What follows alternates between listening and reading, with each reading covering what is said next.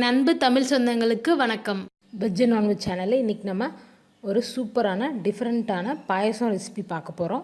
ரவா பாயசம். அதை எப்படி பண்ணுறதுன்னு பார்க்கலாம். ஒரு பேனில் 1 டீஸ்பூன் அளவுக்கு நெய் சேர்த்துக்கலாம்.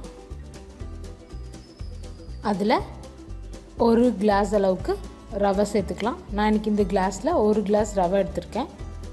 இதை நல்லா வாசம் வர வரைக்கும் வறுத்து எடுத்துக்கலாம்.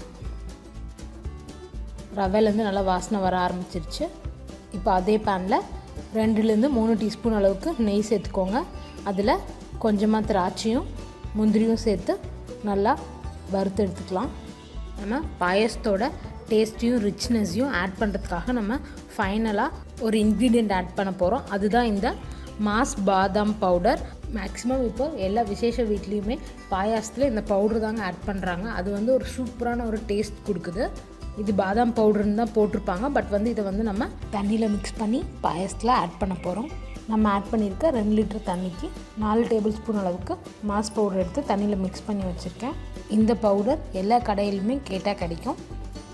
இப்போ ஒரு பாத்திரத்தில் 2லேருந்து 2.5 லிட்டர் அளவுக்கு தண்ணி எடுத்துக்கலாம். நம்ம எடுத்துருக்க அந்த 1 கிளாஸ் ரவைக்கு நம்ம 2லேருந்து 2.5 லிட்டர் அளவுக்கு தண்ணி ஆட் பண்ணலாம். இது நம்ம கொஞ்சம் குவான்டிட்டி எடுத்தாவே பாயசம் நமக்கு நிறையா கிடைக்கும். பாருங்கள், தண்ணி நல்லா கொதிச்சு வர ஆரம்பிச்சிருச்சு. இப்போ அதில் நெய்யில் வறுத்து வச்சுருக்க ரவையை சேர்த்துடலாம். அது கட்டி இல்லாமல் நல்லா கலந்து விட்டுருங்க. ரவை நல்லா வேகணும். அதுக்கு ஒரு 5 நிமிஷம் அதை அப்படியே விட்டுருங்க. இப்போ பாருங்கள், 5 நிமிஷம் ஆயிடுச்சு.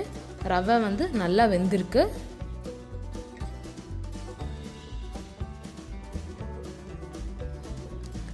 இந்த ஸ்டேஜில் நம்ம பாயசத்துக்கு தேவையான அளவுக்கு சர்க்கரை சேர்த்துக்கலாம். கொஞ்சமாக உப்பு. அப்போ தான் சர்க்கரையோட ஸ்வீட்னஸ் நல்லா நமக்கு தெரியும். நல்லா மிக்ஸ் பண்ணி விட்டுருங்க. 2 டீஸ்பூன் அளவுக்கு ஏலக்காய் தூள் சேர்த்துக்கலாம். நான் சர்க்கரையோட அரைச்சி வச்சுருக்கேன். கூடவே நம்ம மிக்ஸ் பண்ணி வச்சுருந்த அந்த மாஸ் பவுடர் மிக்ஸையும் ஆட் பண்ணி நல்லா மிக்ஸ் பண்ணி விட்டுடலாம்.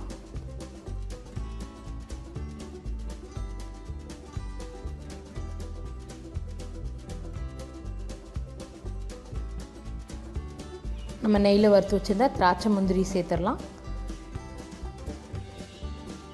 ஃபைனலாக அதில் 1 டம்ளர் அளவுக்கு காய்ச்சி ஆற வச்ச பால் சேர்த்துடலாம். இது 2யும் சேர்த்து நல்லா மிக்ஸ் பண்ணி விட்டுருங்க. உங்களுக்கு பால் அதிகமாக சேர்க்குறதுனா ஃபஸ்ட்டே தண்ணி கொஞ்சம் கம்மி பண்ணிவிட்டு பால் நீங்கள் எவ்வளோ வேணுமோ அவ்வளோ சேர்த்துக்கலாம். இப்போ இது ஒரு கொதி வந்தோடனே அடுப்பை ஆஃப் பண்ணிடலாம். இது ரொம்பவே சிம்பிளாகவும் ஈஸியாகவும் பண்ணிடலாம். அவ்வளோதாங்க, நம்மளோட ரவா பாயசம் சூப்பராக ரெடி ஆயிடுச்சு. இந்த ரெசிபியை உங்கள் வீட்டில் கண்டிப்பாக ட்ரை பண்ணி பார்த்துட்டு எப்படி இருந்ததுன்னு எனக்கு கமெண்ட்டில் போடுங்க. மறக்காமல் வெஜ் அண்ட் நான்வெஜ் சேனலை சப்ஸ்கிரைப் பண்ணுங்கள்.